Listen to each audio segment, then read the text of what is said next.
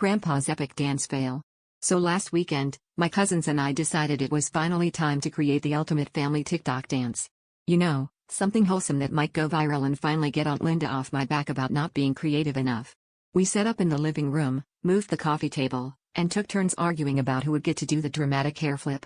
Things were going smoothly until Grandpa shuffled in, wearing his slippers and a Disco Dad t-shirt from 1979. He looked at us, cracked his knuckles, and declared, "Back in my day, we didn't need TikTok. We had the worm." The thing is, I've never actually seen Grandpa dance, let alone do the worm. But the man was insistent. My cousin Jake tried to diplomatically suggest maybe Grandpa could clap along, or, supervise so nobody broke a hip. But Grandpa would not be stopped. He positioned himself at one end of the living room rug, did a couple of dramatic stretches, and winked at us like he was about to run a marathon. I should have known something was up when he told us to start filming and stand back, way back. What followed can only be described as a cross between interpretive breakdancing and an accidental home demolition project. Grandpa launched himself onto the rug like a penguin chasing a fish.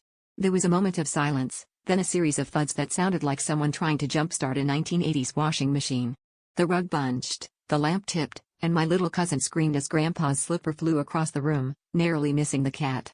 When he finally stopped, Grandpa lay there, smiling, surrounded by a cloud of dust in what used to be our living room rug, which now looked more like abstract art. So, long story short, our family dance video didn't go viral, but Grandpa's worm sure did a number on the carpet.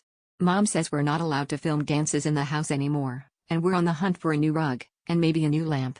Next time, I'm picking the music, and Grandpa's only allowed to break out his moves on the patio. Because after what happened, the only thing crawling across that rug is our hope for getting our security deposit back.